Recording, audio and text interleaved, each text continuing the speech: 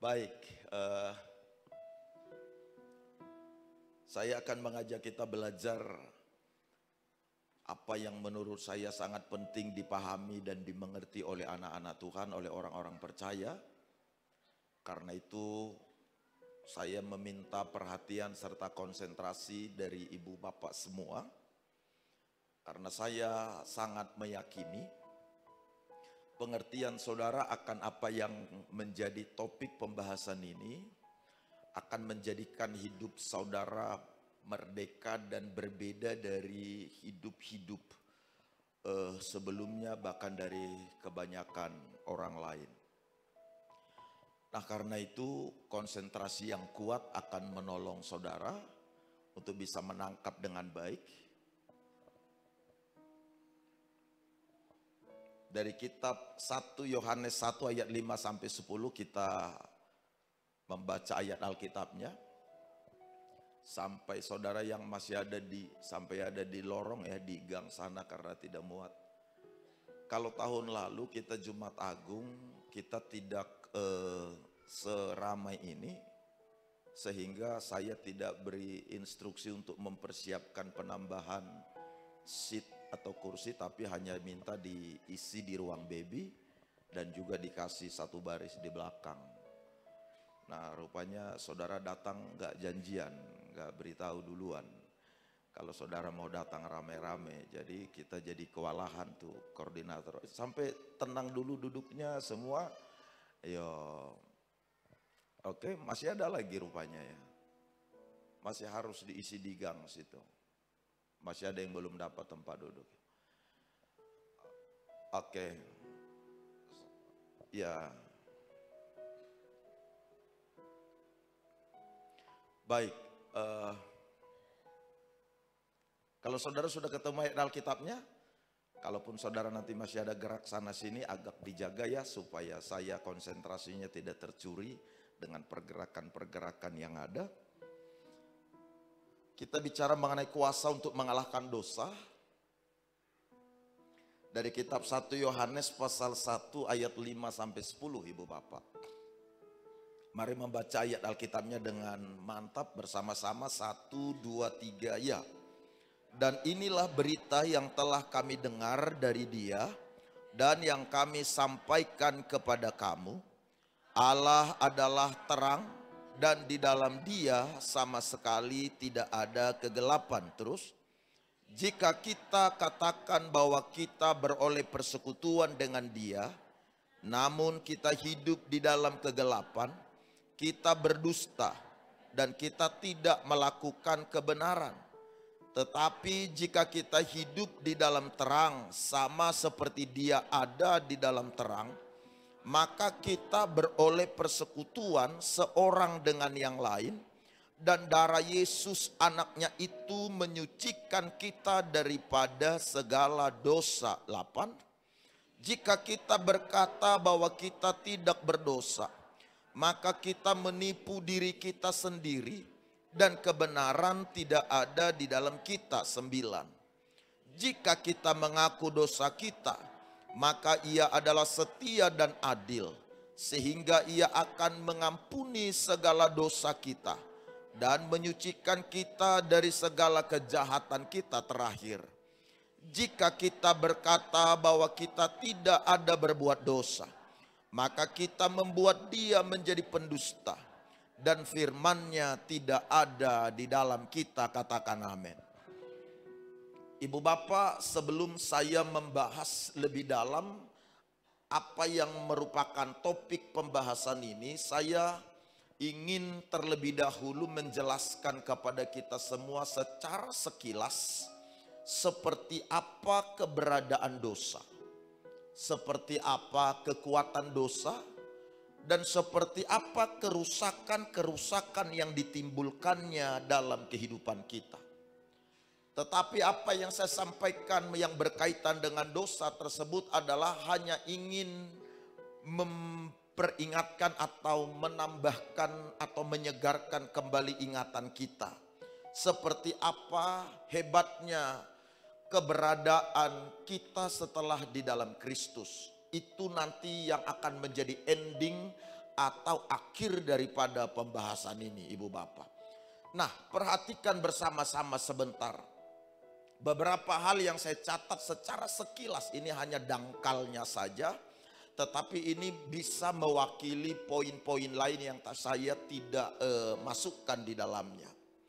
Berdasarkan laporan Alkitab, saya melihat bahwa dosa itu menjanjikan kenikmatan, tetapi tidak pernah menepatinya.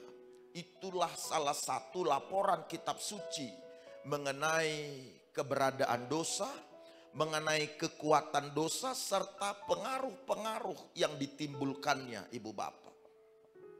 Awalnya dosa itu terlihat sangat memikat dan sangat nikmat.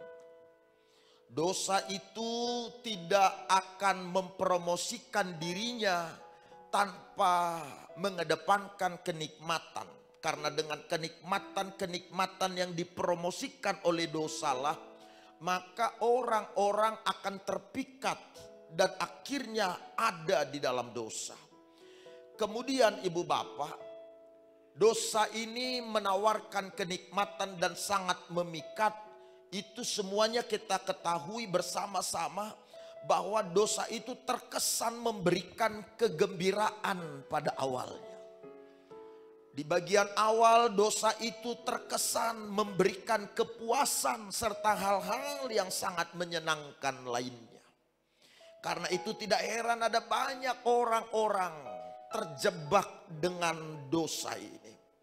Dosa ini menjanjikan hal-hal yang sangat menakjubkan, sehingga ketika seseorang mulai masuk di dalamnya, Ibu Bapak, orang-orang seolah-olah merasa bahwa dia seperti seorang raja. Dia seperti seorang yang sangat hebat ketika ada di dalam dosa itu. Lalu kemudian dia seolah-olah merasa bahwa dialah yang memiliki segala-galanya. Ketika dia masuk di dalam dosa itu, Ibu Bapak Saudara-saudara.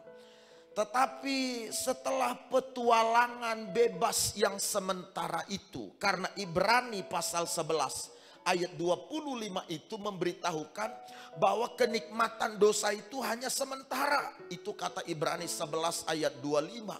Kepuasan yang ditawarkan itu hanya sementara. Hal-hal menyenangkan, memikat dan nikmat yang ditawarkan oleh dosa itu hanya sementara.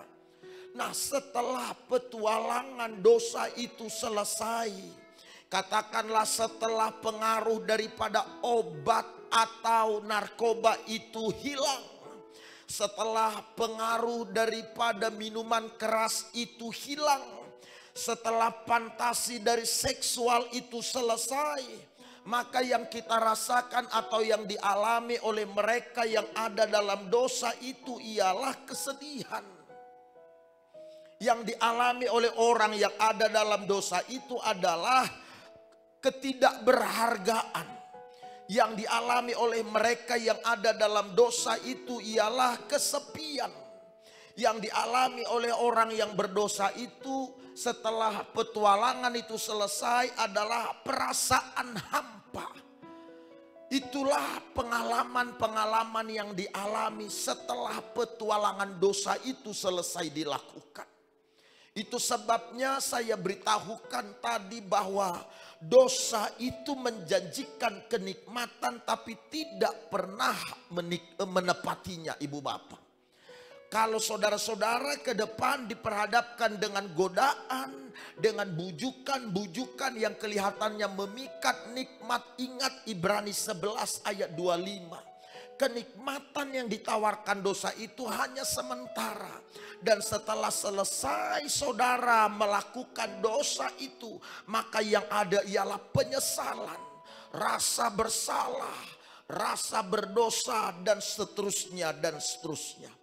Lalu hal kedua yang saya lihat berdasarkan catatan Alkitab kita mengenai keberadaan dosa, mengenai kekuatannya serta pengaruh yang ditimbulkannya pada orang-orang percaya atau pada orang-orang yang melakukannya ialah dosa itu selalu menggoda tetapi menutup-nutupi akibatnya.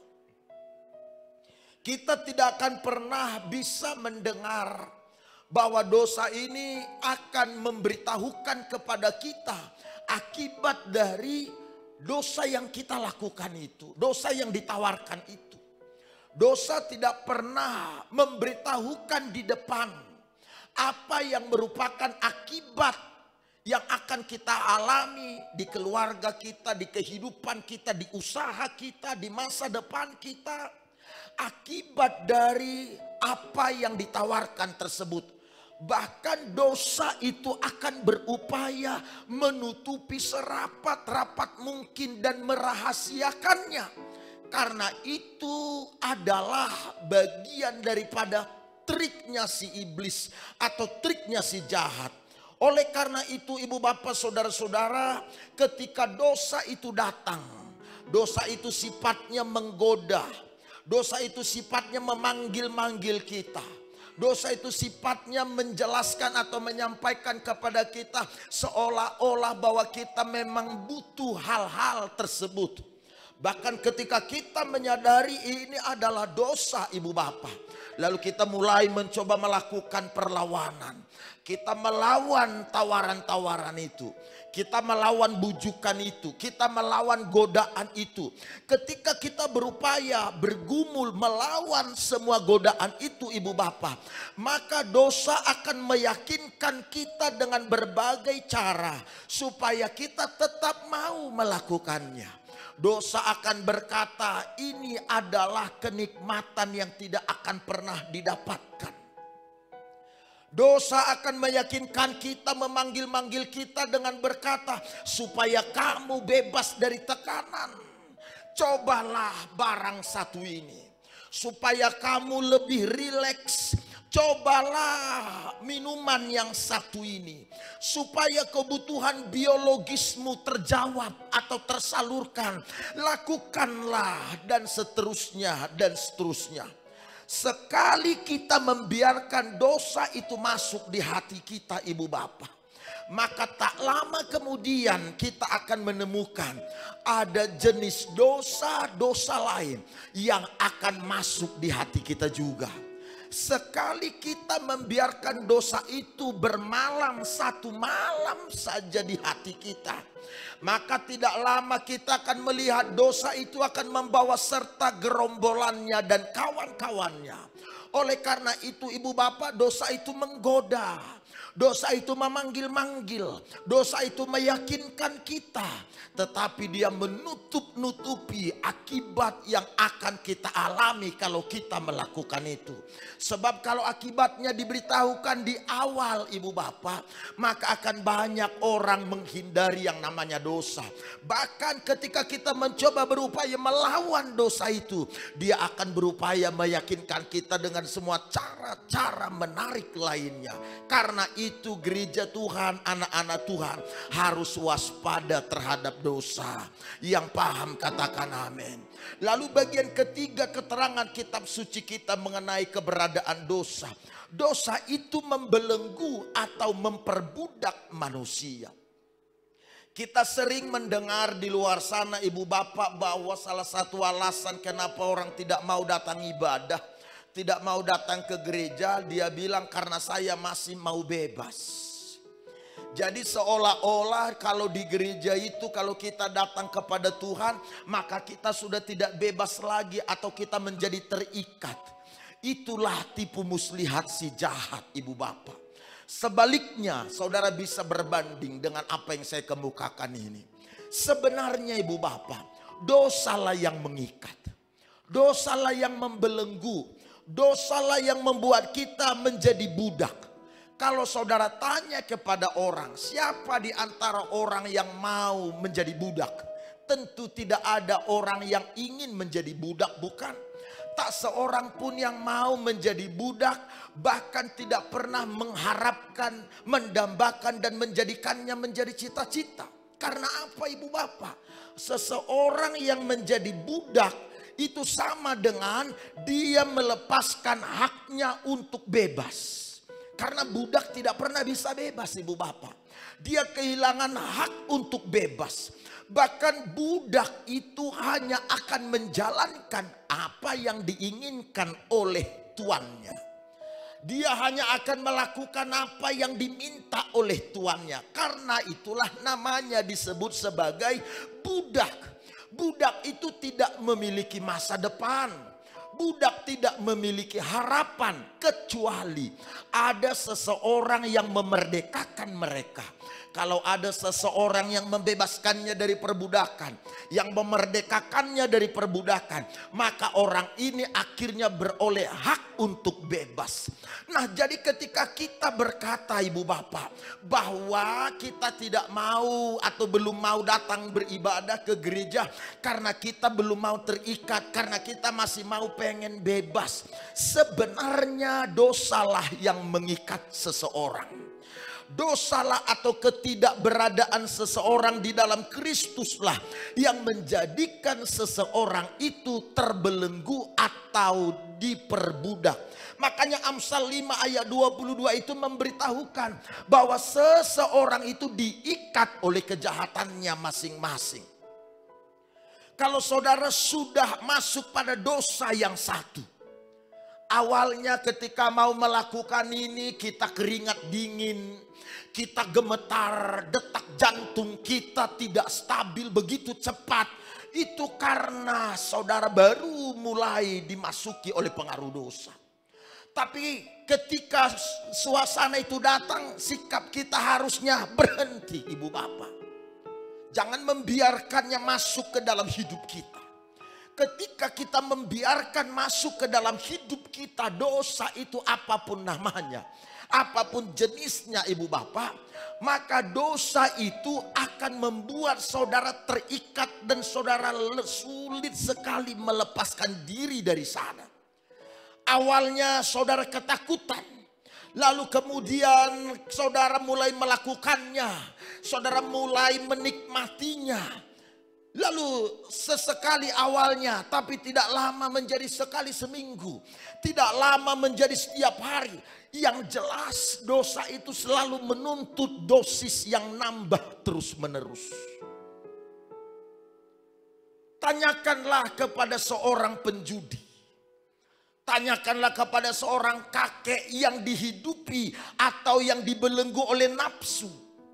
Tanyakan kepada mereka. Apakah pernah mereka memikirkan bahwa ketika mereka melakukan dosa itu, maka akibatnya akan berdampak kepada kerusakan pernikahan, kerusakan pekerjaan, kerusakan hubungan, kerusakan kepercayaan dan lain sebagainya. Kita bisa menanyakannya kepada mereka-mereka. Tetapi apapun ceritanya ibu bapak, dosa itu adalah membelenggu. Dosa itu memperbudak, mencengkeram. Bahkan yang paling penting kita pahami mengenai keberadaan dosa ini ialah bahwa ketika kita melakukan dosa itu ibu bapak, itu berarti kita sedang menyerahkan diri kita kepada setan. Kita sedang menyerahkan hidup kita di bawah kendali setan. Bukan lagi kita yang mengendalikan setan. Padahal janji Alkitab kita ialah siapa yang percaya dan dibaptis diselamatkan. Tanda orang percaya mengusir setan demi namaku, menyembuhkan orang sakit. Markus 16. Mengusir setan itu berarti setan itu di bawah kendali orang-orang percaya. Tetapi ketika kita memilih untuk melakukan dosa, itu berarti kita memberikan hidup kita dikendalikan oleh setan. Saya teringat ketika membaca kisah perang yang dipimpin oleh Hitler, oleh tentara-tentara Nazi. Yang dilakukan oleh mereka pada kala itu, yang saya mau beritakan ini adalah untuk menggambarkan bagaimana mereka dikendalikan oleh setan. Atau benarlah bahwa roh setan yang mengendalikan Hitler dan tentara-tentaranya pada kala itu. Bayangkan ketika pasukan Hitler demi menghemat peluru, demi menghemat amunisi, mereka menangkap orang-orang termasuk bayi-bayi yang masih kecil, lalu melemparinya ke dalam api yang menyala. Alasan daripada menembak mereka bayi-bayi ini, habis peluru mending ambil lalu lempar. Apa yang membuat mereka berani melakukan itu kalau bukan roh setan yang merasuk mereka? Belum lagi laporan kejahatan tentara Nazi ini berikut, bahwa para tentaranya menemukan nenek berusia 70, berusia 80 diperkosa oleh tentara-tentara lalu dibunuh. Apa yang membuat itu kalau bukan roh setan yang merasuk mereka? Demikian pula dengan yang lain-lainnya, ibu bapak. Saya mau beritahu, ketika kita melakukan dosa itu, mengiyakan dosa itu berarti kita memberikan diri kita menjadi hamba pada setan, menjadi hamba pada iblis. Dan ini yang harus saudara ketahui tentang iblis, ibu bapak. Iblislah satu-satunya yang menginginkan pertikaian. Iblislah satu-satunya yang menginginkan kita menyuntikkan narkoba ke dalam tubuh kita. Iblislah satu-satunya yang menginginkan kita mabuk-mabukan. Iblislah satu-satunya yang menginginkan kita bermain judi, menghabiskan apa saja. Iblislah yang menginginkan kita hidup dengan seksual yang bebas sebebas-bebasnya. Bahkan sampai seorang kakek bisa bernafsu dengan cucunya. Iblislah yang melakukan itu. Oleh karena itu, ibu bapak, pahamilah bahwa dosa ini sangat buruk dan sangat merusak. Yang paham boleh katakan amin. Nah, saya mulai masuk di slide saya kedua. Tolong perhatikan, ini belum inti. Menariknya ibu bapak, saudara-saudara, ketika kita renungkan apa yang barusan saya paparkan tadi mengenai keberadaan dosa, mengenai kekuatan dosa, mengenai pengaruhnya dan kerusakan-kerusakan yang ditimbulkannya. Ketika kita merenungkan semua itu, ibu bapak, maka kita yakin dengan firman Tuhan. Kita percaya dengan firman Tuhan bahwa dosa itu benar-benar buruk. Dosa itu benar-benar berbahaya. Dosa itu benar-benar sangat merusak. Dan dosa itu harus dijauhkan dari orang-orang percaya. Kalau kita melihat ini dari sudut terang firman Allah, kita sepakat dengan ini, bukan? Bahkan kita berani ngomong begini sebenarnya, ibu bapak. Apabila ada orang percaya yang sudah tahu sudut terang firman Tuhan menyorot tentang keberadaan dosa, bahwa dosa itu sangat buruk, dosa itu sangat merusak, dosa itu sangat fatal akibatnya dan seterusnya. Kalau kita sudah tahu dan sudah dengar ini, apa yang disorot oleh terang firman Tuhan ini, maka kita bisa ngomong begini, adalah sebuah kebodohan apabila kita setelah mengetahui ini maka kita masih mau melakukan dosa. Adalah sebuah kebodohan. Tetapi ibu bapak, saudara-saudara, fakta dan realita, coba kita lihat. Faktanya, tidak sedikit tokoh iman dan orang yang telah lahir baru, yang kerinduannya menyukakan dan menyenangkan hati Tuhan, terjebak dan jatuh dalam dosa. Tidak sedikit. Bahkan itu digambarkan dalam kitab suci kita, mulai dari kitab Kejadian. Tokoh-tokoh iman perjanjian lama jatuh dan terjebak dalam dosa. Siapa yang tidak kenal Simson? Begitu hebat Tuhan pakai. Yang membuat Simson miskin dan menderita apa? Dan menjadi lelucon bagi bangsa Filistin apa? Dosa. Siapa yang tidak kenal Daud? Raja yang paling sukses 40 tahun memimpin. Jarang ada raja Israel bisa memerintah 40 tahun. Tetapi Daud berhasil. Bahkan selama Daud memimpin, tak seorang pun bangsa lain berani menyenggol Israel. Tapi apa yang menyebabkan rumah tangga Daud berantakan? Anak yang satu dengan anak yang lain kejar-kejaran, bahkan saling bunuh. Bahkan anak-anaknya bangkit menyerang Daud. Apa yang menyebabkan kekacau balauan rumah tangga itu? Kerusakan keluarga itu. Keluarga seorang penyembah Tuhan yang hebat. Penulis kitab Mazmur dengan nyanyian-nyanyiannya yang menakjubkan. Apa yang menjadi penyebab kerusakan keluarga itu? Rumah tangga yang kudus itu. Dosa.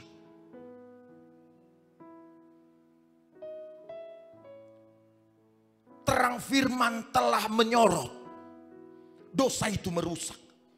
Dosa itu berbahaya. Dosa itu memang gila. Dosa itu harus dijauhkan dan sebuah kebodohan kalau kita melakukannya. Tapi fakta dan realita di depan mata, ada banyak tokoh-tokoh iman, orang-orang percaya, dan mungkin itu termasuk kita semua yang ada di ruangan saya dan saudara, bisa jatuh dalam dosa, bisa terjebak dalam dosa. Kadangkala kita bahkan menyadari bahwa kenapa kita bisa melakukan itu. Jika dipikir-pikir, ini benar-benar tidak masuk akal, bukan? Tapi itulah kegilaan dosa. Sekali lagi, itulah kegilaan dosa. Karena itu urusan dosa harus dituntaskan. Urusan dosa harus diselesaikan. Supaya kita tidak hidup terbelenggu dengan dosa ini. Supaya kita tidak larut dengan dosa ini. Supaya kita tidak lagi melihat diri kita sebagai orang yang kalah. Karena kita sebagai orang benar pun masih ada di dalam dosa. Dan satu waktu bisa lengah dan terjebak pula dalam dosa. Saudara bisa sebutkan dosa itu jenisnya apa saja? Pariyas. Melihat wanita lalu menginginkannya sudah dosa. Mengambil yang bukan milik kita sudah dosa. Mengambil pensil atau pulpen, pinjam tapi tidak kembalikan, itu sudah dosa. Menyampaikan kalimat yang tidak disertai dengan sebuah kebenaran, itu pun sudah dosa. Dan itu akrab terjadi pada orang-orang yang sudah bergereja. Sebagaimana tokoh-tokoh iman yang dicatat dalam Alkitab. Karena itu pertanyaannya, apa yang harus kita perbuat supaya kita bisa mengalahkan dosa? Apa yang harus kita lakukan supaya kita bisa menang atas dosa? Yang mau mengetahuinya katakan amin. Yang mau menang atas dosa boleh lambaikan tangan tinggi-tinggi. Tos kanan kirinya kita dengar baik-baik. Haleluya. Saya akan bagi satu poin karena memang cuma satu. Karena itu jangan lewatkan kesempatan ini. Tidak ada 2, 3, 4. Kuasa untuk membuat kita menang dari dosa. Menyadari bahwa darah Yesus telah membersihkan kita. Wah, aminnya mantap. Kelihatan kita semua pendosa ini. Iya. Ini berita baik karena memang begitu kata Alkitab. Yuk kita baca sama-sama. Perhatikan apa yang dicatat dalam ayat bacaan kita barusan. Coba baca ayat 7. Kita sorot, boleh munculkan ayat 7. 1 Yohanes 1 ayat 7.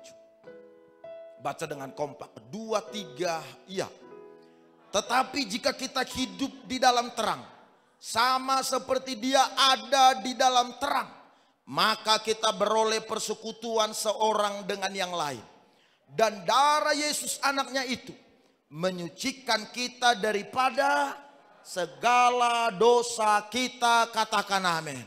Ayat Alkitab ini memberitahukan kepada kita sekalian ibu bapak bahwa setelah kita di dalam terang, tolong slide saya, perhatikan kalimatnya. Setelah kita di dalam terang. Nah, yang dimaksud dengan ketika kita hidup di dalam terang, yang dimaksud dengan kalimat itu adalah kita hidup di dalam Kristus. Ketika kita hidup di dalam Kristus, itu disebut hidup di dalam terang. Atau kita telah dipindahkan dari kegelapan kepada terang, yang oleh kematian dan kebangkitan Kristus kita dibawa ke sana. Itulah yang namanya hidup dalam terang. Jadi coba lihat sebentar sobat, sebentar begini. Jadi di dunia ini ada 2 alam. Di dunia kita berada ini ada 2 alam. Ada berapa? 2. Alam yang pertama adalah alam yang disebut dengan tempat orang-orang atau keberadaan orang-orang yang tidak mengenal Kristus, yang tidak percaya pada Kristus. Itu alam yang pertama. Disebut dalam bahasa kitab suci orang yang masih hidup dalam kegelapan. Lalu alam yang kedua adalah bagian sinilah ini cocoknya. sorry. Yang sini pulang semua ntar. Alam yang kedua adalah alam di mana orang-orang sudah percaya pada Kristus, sudah menerima Kristus sebagai Tuhan dan Juru Selamat. Yaitu alam orang-orang percaya. Ada dua alam, dengar baik. Alkitab memberitahukan kalau kita hidup di dalam terang. Hidup dalam terang itu adalah orang-orang percaya kepada Kristus, inilah alamnya. Lalu orang yang hidup di luar terang atau dalam kegelapan, orang yang tidak percaya pada Kristus, sanalah alamnya. Ada penari rebana di sana. Di sana alamnya, Ibu Bapak. Nah, Alkitab bilang begini, kalimat berikutnya, apabila kita hidup di dalam terang, maka ada dua hal yang kita peroleh. Hal yang pertama, kita beroleh keluarga-keluarga rohani yang baru. Kita beroleh saudara-saudara seiman yang baru, yakni yang sama-sama percaya pada Kristus. Itu yang pertama. Lalu yang kedua yang kita peroleh karena kita percaya pada Kristus adalah darah Yesus membersihkan segala dosa-dosa kita. Itu hanya didapatkan oleh orang yang ada di alam ini. Dan itu tidak didapatkan oleh mereka yang ada di dalam kegelapan ini. Jadi melihat kebenaran ini, Ibu Bapak, maka ketika orang-orang percaya, orang-orang yang ada di dalam alam ini, Ibu Bapak, digoda atau tanpa sengaja, tiba-tiba di luar kendali, di luar kesadaran, tiba-tiba mengucapkan kata-kata kasar karena dia marah. Sebutlah kata kasar itu dosa, bukan? Tidak usah mesti kata-kata kasar lah. Memandang orang dengan merendahkan pun sudah dosa. Waktu aku masih sekolah minggu, aku datang di gereja ikut Natal. Jadi waktu Natal di gereja itu ada namanya deklamasi. Maka seseorang menyampaikan deklamasi. Lalu deklamasinya dia sampaikan begini, mulai dari judul sampai pada isi. Deklamasi dosa. Dosa judulnya. Di mana-mana ada dosa. Di rumah dosa, di pasar dosa, semua dosa. Di mata ada dosa. Itu artinya kalau main mata dia dosa itu. Mata-mata keranjang lah ini kan. Di telinga ada dosa. Itu kalau dia tipis telinga. Mendengar suara-suara negatif senang, suara-suara negatif, suara-suara buruk. Di mulut ada dosa. Oh, dosa. Amin.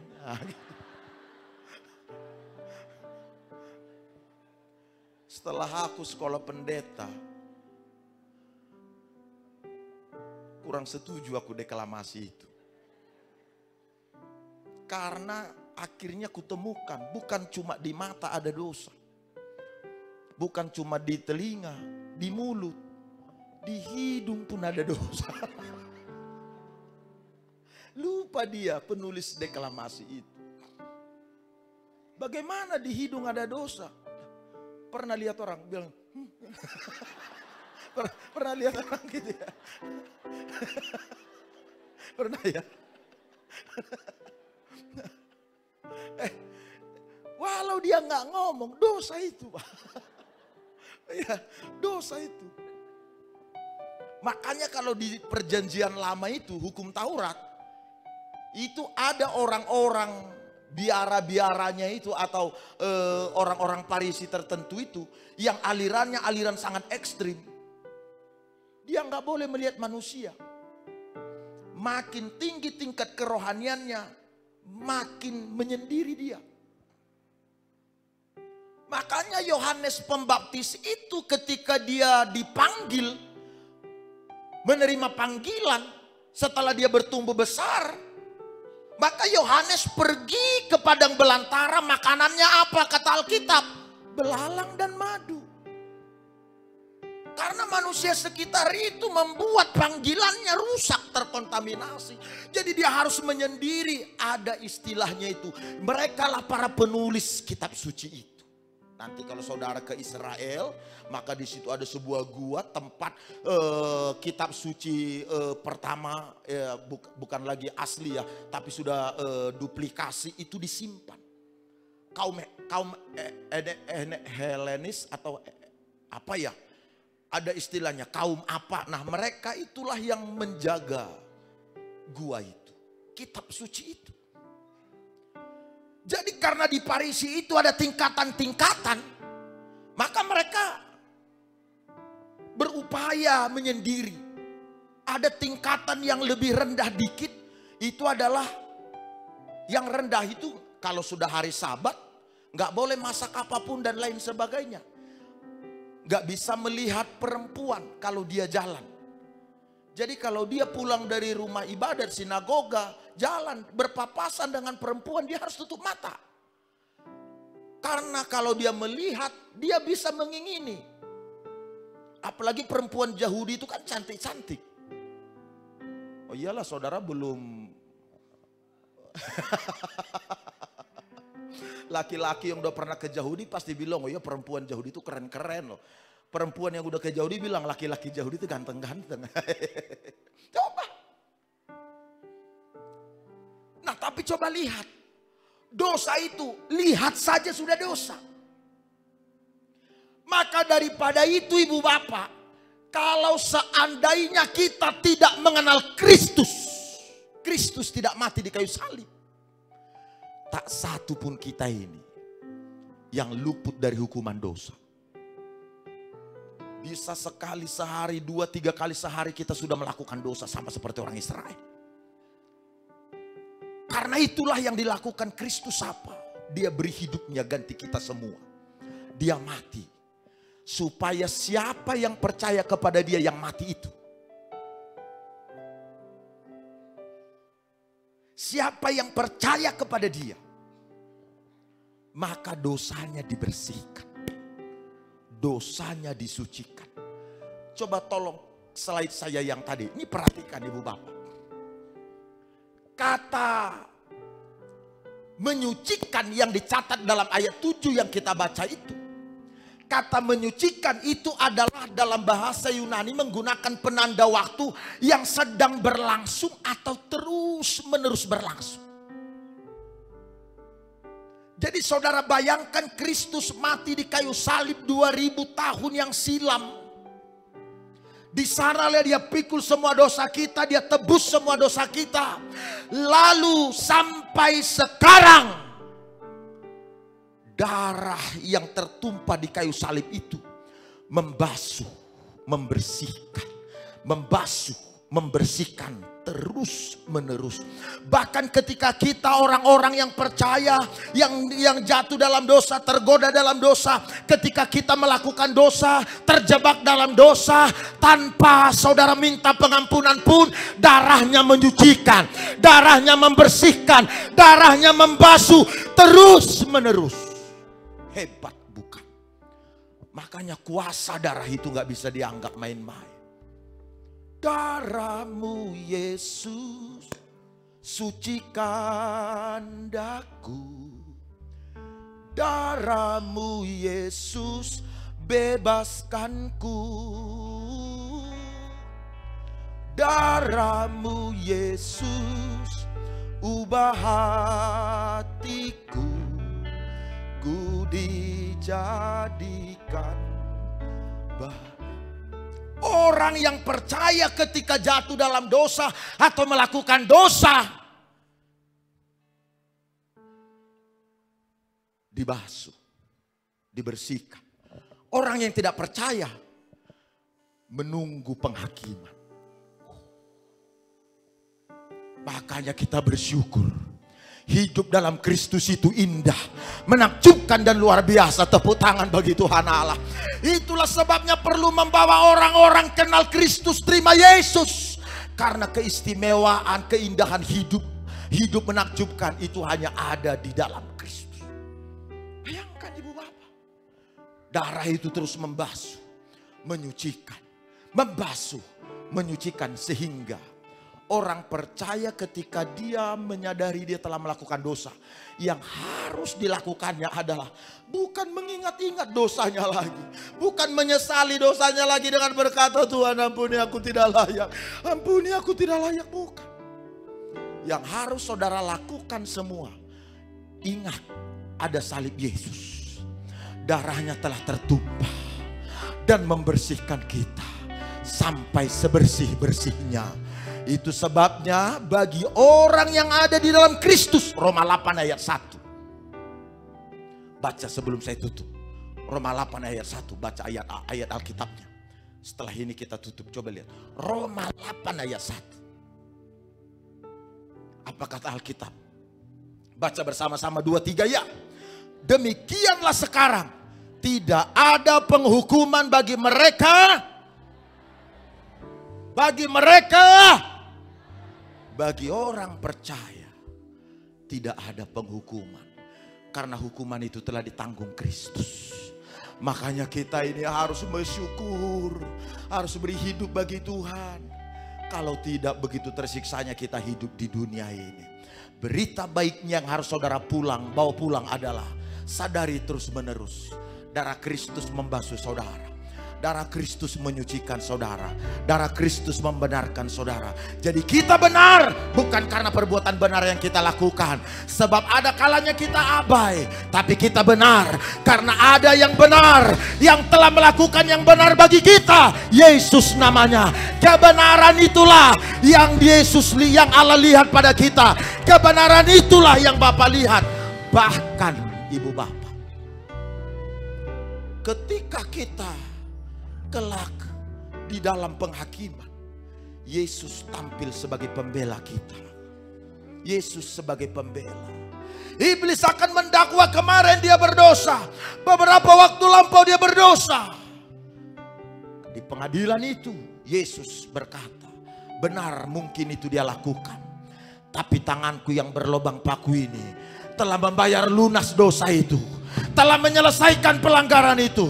Tanganku yang berlobang paku ini telah menebusnya. Ada lagi hakim yang mulia, kata Yesus kepada Bapa. Maka kita dinyatakan benar. Jadi setiap kali saudara lemah, saudara sadar ada kekurangan, ada pelanggaran, segera pandang pada Yesus. Doanya adalah begini, terima kasih Tuhan, darahmu membersihkanku, darahmu menyucikanku. Kini aku tidak lagi ada di dalam penghukuman.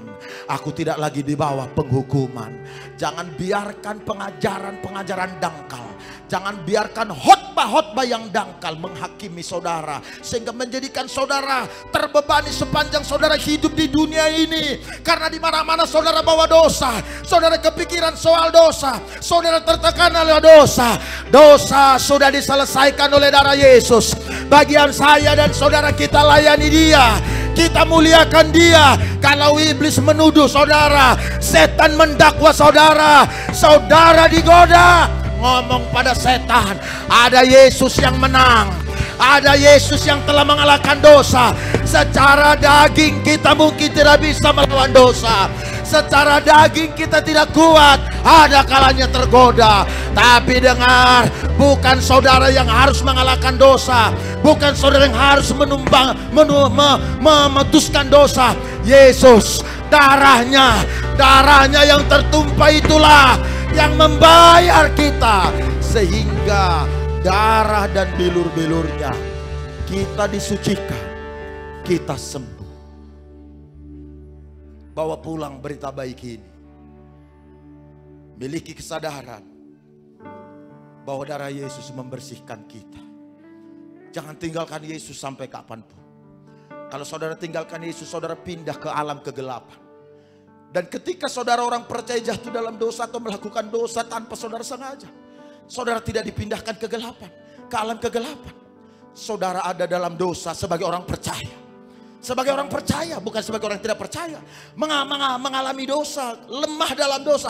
Tapi status saudara sebagai orang percaya, sebagai orang sudah ditebus. Roma 8 ayat 1 bilang, tidak ada penghukuman bagi orang yang percaya. Tidak ada penghukuman bagi mereka yang ada di dalam Kristus. Karena kalau sudah Kristus dihukum, hukuman apa lagi yang lebih baik dan lebih sempurna dari kematiannya di kayu salib? Tidak ada.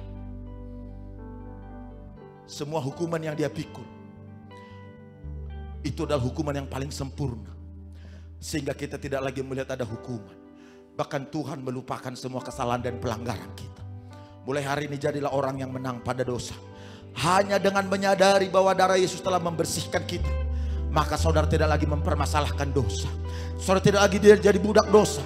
Saudara tidak lagi ditaklukkan oleh dosa, tapi saudara melihat saudara menang atas dosa. Karena Kristus yang mengalahkannya ada di dalam kita.